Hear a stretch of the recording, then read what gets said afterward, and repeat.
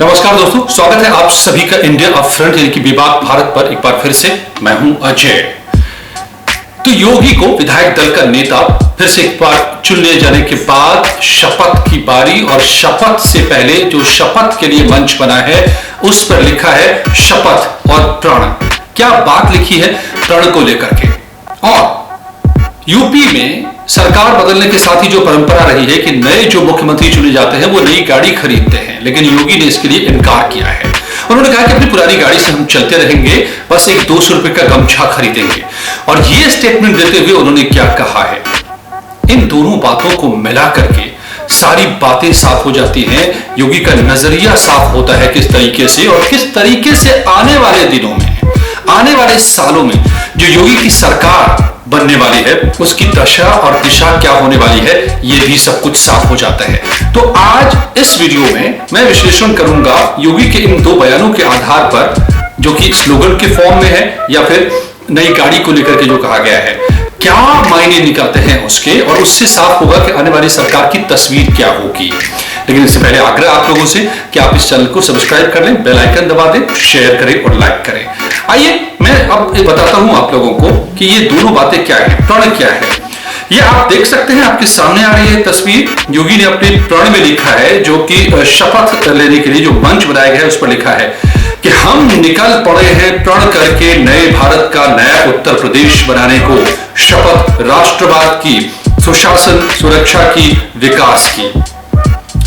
अब योगी के इस प्रण को समझने के लिए हमें समझना पड़ेगा कि दूसरी बात जो मैं कह रहा हूं, गाड़ी को खरीदने के लिए जो योगी ने बात कही है, इनकार किया है गाड़ी खरीदने से, ये भी आपके स्क्रीन पर जरा देखिए और इसको समझिए। दरअसल यूपी की परंपरा रही है कि नया मुख्यमंत्री चुने जाने के बाद जो सीएम जनता के पैसे से गाड़ी खरीदता है।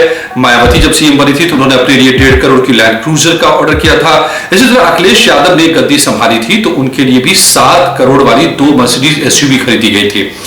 इसी परंपरा के मुताबिक अफसरानों ने जब योगी से पूछा कि उनके लिए कौन सी गाड़ी ऑर्डर की जाए, तो योगी ने कहा जो भी कार इस्तेमाल की जा रही है मैं वही इस्तेमाल कर लूंगा। उन्होंने ये भी कहा कि मैं यहां टैक्स पेयर का पैसा बर्बाद करने नहीं बल्कि सेवा करने आया हूं, इसलिए पुरानी गाड़ियां ही इस्तेमाल करूंगा, लेकिन परंपरा के नाते मैं भी कुछ ऑर्डर करूंगा। मेरे लिए 200 रुपए का भगवा गमछा मेरी सीट के पीछे लगाया जाए, जो मुझे हमेशा याद दिलाता है कि भगवा त्याग और तपस्या का प्रतीक है। मैं एक साधु हूं और मुझे अपने लिए कुछ नहीं चाहिए।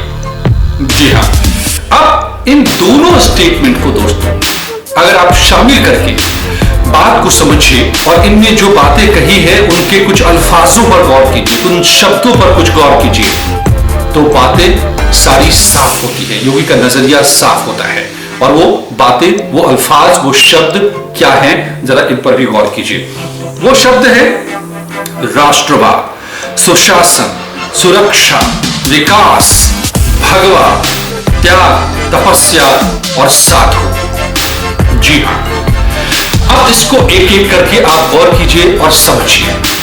विकासवाद की बात हमेशा योगी करते रहे हैं, इसके लिए उन्होंने पिछले दिनों काम भी किए हैं और क्या क्या काम किए हैं ये मैं आगे आपको बताऊंगा। लेकिन जो सबसे पहली बात और सबसे बड़ा एजेंडा है योगी का रहने वाला है, वो है भगवा का, वो है हिंदुत्व का, वो है राष्ट्रवाद का, वो है आस्था के सम्मान का। जीत के ठीक बाद योगी ने इस बात को साफ साफ कहा था कि जो सुरक्षा हमने दी, जो आस्था का सम्मान हमने किया। जी हां, अब आस्था के सम्मान के मायने तो आप समझ रहे होंगे। अयोध्या में जो कुछ हो रहा है, अयोध्या की तस्वीर जिस तरीके से बदली है, जिस तरीके से वहां पर राम की पैड़ी को सजाया संवारा गया है, चकाचक रोशनी से नहाया गया है, जो जहां पर पहले गंदा पानी हुआ करता था, कोई वहां जाते नहीं थे, वहां पर दुनिया भर के सैलानी पहुंच रहे हैं। और सिर्फ इतना ही नहीं, बल्कि योगी ने यह भी साफ किया है कि अयोध्या को दुनिया के, विश्व के पर्यटन के मानचित्र पर लाना है। अब इसके लिए क्या क्या अयोध्या में हो रहा है, चाहे वो अंतरराष्ट्रीय हवाई अड्डे की बात हो, चाहे अयोध्या को पूरी तरह से विकसित बनाने की बात हो, चाहे अयोध्या में विकास को गली गली तक पहुंचाने की बात हो, भव्य राम मंदिर का निर्माण तो हो ही रहा है। लेकिन अब ये बात सिर्फ अयोध्या तक नहीं रहने वाली है। जिस तरीके से आस्था की बात बार बार योगी कर रहे हैं, जिस तरीके से भगवा की बात कर रहे हैं, भगवा और त्याग तपस्या की और साधु की बात कर रहे हैं, तो इसके मायने हैं कि अब ये बात सत्ता का अहम हिस्सा होने वाला है। कोई भी आस्था के सम्मान की बात करने वाला इससे पहले आपको मुख्यमंत्री नहीं मिला होगा। तो अति राजनीति में दरअसल इसकी उलट परंपरा रही है अति मुस्लिमवाद। अगर कोई नेता आपको अब तक आस्था में शामिल होता नजर आता था पिछले सालों में, तो आप देखते होंगे कि सिर्फ रोजा इफ्तार के मौके पर वो टोपी मुसलमानी लगाए हुए, लेकिन क्या कभी हिंदू मंदिरों में, कभी हिंदू आस्था केंद्रों में जाते हुए, कभी हिंदू पर्व त्योहारों में शामिल होते हुए जाकर परंपरागत लिबास में कोई नजर आया था? नहीं। तो ये एक बड़ा बदलाव होने जा रहा है योगी के कामकाज के तौर तरीके में, उनकी सरकार के कामकाज के तौर तरीके में। और इसमें हो सकता है कि ये भी आने वाले दिनों में आप देखें, एक देश एक विधान यानी कॉमन सिविल कोड जो बड़ा मुद्दा रहा है, भले ये केंद्र का मसला है, केंद्र की तरफ से इस वक्त तक कानून नहीं आया है, लेकिन योगी जो काम करने वाले हैं, आप यकीन मानिए कि उसमें इसको आधार बनाकर यानी कॉमन सिविल कोड को आधार बनाकर बिना कानून के ही योगी काम करने वाले हैं, क्योंकि आस्था को केंद्र में रखने वाले हैं।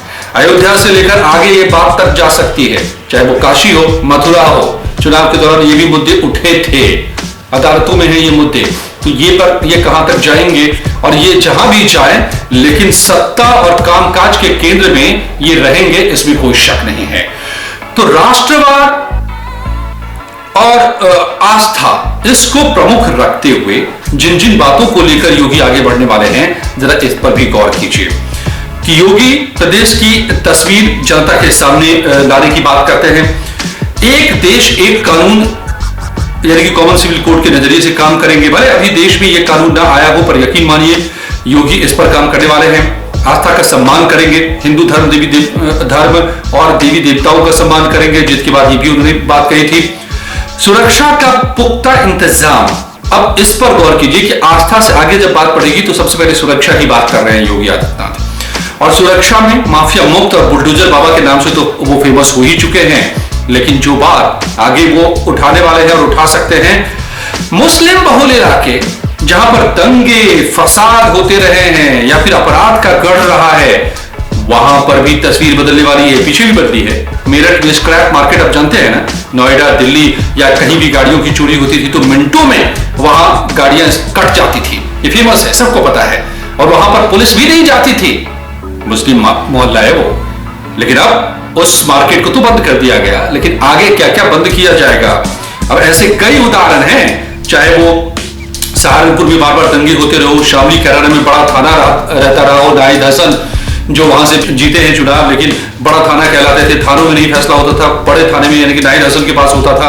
और कैराना में आप जानते हैं पलायन के लिए लोग मजबूर होते थे, तो वो वहां पर क्या होने वाला है। इसी तरह से बरेली में लगातार दंगे होते थे, मुजफ्फरनगर दंगों को कोई नहीं भूला है। तो ये तमाम जगहों पर क्या तस्वीर बदलेगी? क्योंकि पिछली सरकारों के दौरान, दरअसल दोस्तों, पिछली सरकारों में इन जगहों पर पुलिस कोई कार्रवाई नहीं करती थी। पुलिस चुपचाप खामोश तमाशबीन बनी रहती थी, खुली छूट रहती थी इन लोगों को जो अपराध में शामिल रहते हैं, जो दंगों में शामिल रहते हैं, जो बार बार छोटे छोटे मसलों पर बवाल खड़ा करते रहे हैं, शाहीन बाग टाइप, गजवाए हिंद टाइप। तो ऐसे लोगों को कानून का पाठ भी पढ़ा सकते हैं योगी। और साफ है तेवर कि एक देश है, एक कानून है, धर्म के आधार पर कोई अलगाव नहीं होगा। जैसा कि कॉमन सिविल कोड के बदले में जो हिंदू कोड भी लाया गया और मुस्लिम पर्सनल लॉ लाया गया इस देश में, जब संविधान बनाया गया और उसके बाद फिर जो पहला चुनाव हुआ और उसके बाद जो नेहरू जी ने किया था, अब वो सब नहीं चलेगा। यानी अति मुस्लिमवाद की राजनीति अब नहीं चलने वाली है। और उसके बदले क्या होगा? हिंदुत्व का एजेंडा चलेगा। बहुत दिनों तक इस देश में हिंदू जो बहुल है, लेकिन राजनीति मुस्लिमवादी होती रही थी, वोट बैंक वाली राजनीति होती रही है। और मैं आपको एक चीज बताऊं कि जब मैं ये बातें कर रहा हूं या फिर जो जितना मैं योगी को समझ पा रहा हूं, योगी के हिंदुत्व का मतलब ये नहीं है कि एंटी मुस्लिम या मुस्लिमों के खिलाफ उनको कुछ करना, नहीं, सिर्फ इतनी सी बात है कि एक देश है, एक विधान है, एक तौर तरीका हो और आप इंडियन बनिए। पहले आप केवल इस्लाम, हदीस, शरिया, पर्सनल लॉ की बातें नहीं करते रहिए, क्योंकि इतनी बड़ी आबादी है जो मुसलमानों की, अगर वो कहीं उलझी रहेगी इन दकियानुसी चीजों में तो पूरा देश कैसे आगे बढ़ेगा? कैसे 20% पॉपुलेशन को आप माइनस करके डेवलपमेंट को आगे ले जा सकते हैं? कोई हिजाब को लेकर के अगर पढ़ाई छोड़ देगा, जैसा कि कर्नाटक में हो रहा है, सुप्रीम कोर्ट तक का फैसला आ गया और छात्रों ने एक इम्तिहान छोड़ दिया कि हम बिना हिजाब के जाएंगे नहीं। सुप्रीम कोर्ट ने हिजाब पहनने की इजाजत नहीं दी, हाई कोर्ट, सुप्रीम कोर्ट सब ने इनकार कर दिया, तो पढ़ाई छोड़ दी। यानी आप पिछड़े रह जाएंगे ना, तो देश भी पीछे जाएगा ना। इतनी बड़ी आबादी अगर पीछे रहेगी, बिना हिजाब के नहीं जाएगी तो ये जो अति मुस्लिमवादी राजनीति थी जिसने कांग्रेस को डुबाया, खुद कांग्रेस ने माना 2014 में हार के बाद के एंटनी की कमेटी जो बनी थी तो कहा था कि अति मुस्लिमवाद ने छवि खराब की पार्टी की और हिंदू दूर हो गए, बहुसंख्यक दूर हो गए पार्टी से। तो ये तो राजनीति है, पहले अति मुस्लिमवाद, तो अब उसके बरक्स हिंदुत्व की राजनीति कर रहे हैं योगी, या फिर बीजेपी पूरी करती है मोदी योगी। लेकिन उसका मतलब ये कतई नहीं। हमारा इरादा और हमारी बात साफ है कि जिस हिंदुत्व की बात कर रहे हैं हम उसको इस तौर पर देखना चाहेंगे और देश देखना चाहेगा और दुनिया देखना चाहेगी कि सभी एक जैसे बने। आप 7वीं सदी की ओर न जाएं। 7वीं सदी का मतलब समझिए, जब इस्लाम का उदय हुआ था तो 7वीं सदी में हिंदू धर्म के भी लोग अलग तौर तरीके से रहते थे, मुस्लिम धर्म के भी लोग अलग तरीके से रहते थे। आज 21वीं सदी के भारत में जब हम मॉडर्न इंडिया की बात करते हैं, प्रोग्रेसिव इंडिया की बात करते हैं, साइंटिफिक इंडिया की बात करते हैं, डेवलप्ड इंडिया की बात करते हैं, तो वहां पर बहुत सारे तौर तरीके बदलने चाहिए। और यही वो वजह रही है, वो तौर तरीके जो नहीं बदल रहे हैं बहुत सारे लोगों में, वो पुरानी बातों को बनाए रखना चाह रहे हैं। इस वजह से ये दोनों कौम भी साथ नहीं आ पाती। कैसे आ पाएंगे आप? मैं देखता हूं अपने आसपास भी कि सब तरफ, एक तरफ सब बाकी लोग रहते हैं और कुछ लोग जो अभी भी नहीं बुर्के से बाहर आ पा रहे हैं, हिजाब से बाहर आ पा रहे हैं, वो अलग थलग रहते हैं, खुद नहीं उनसे घुल मिल पाते। तो ये आप माने ना माने, इसको आप आजादी कह लें, इसको आप धर्म की स्वतंत्रता कह लें, भैया सब कुछ है, आप करिए, लेकिन समाज एक जैसा लगे, एक जैसा हो, तब तो आप इकट्ठे होंगे ना।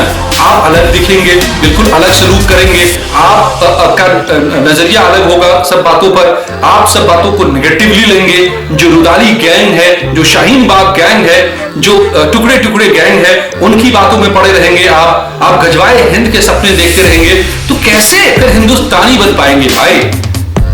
तो इस हिंदुत्व का मतलब सिर्फ इतना है कि हिंदुस्तानी बनाना।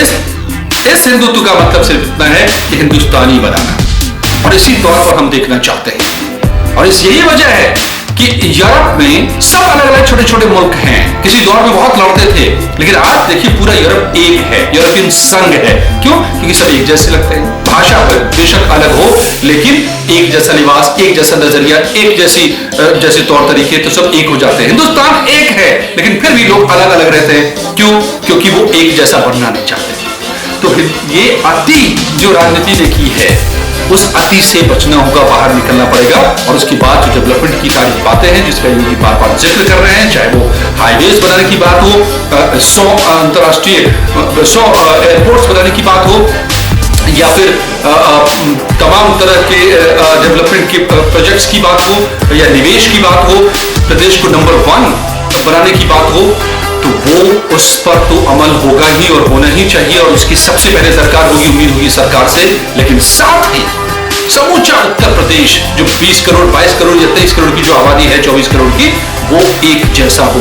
या देश में 135 करोड़ की जो आबादी है वो एक जैसे हो, एक जैसे दिखे, एक जैसा सलूक करे। और सबसे पहले देश, जैसा कि इंडिया अपफ्रंट और विभाग भारत कहता है। तो जी हाँ, तो समझ लीजिए कि आने वाले दिनों में जो योगी अब प्रण ले रहे हैं, वो इन्हीं बातों के प्रण ले रहे हैं कि सबसे पहले राष्ट्रवाद, फिर आस्था, और फिर विकासवाद, और सबको इसी दायरे में रहना होगा।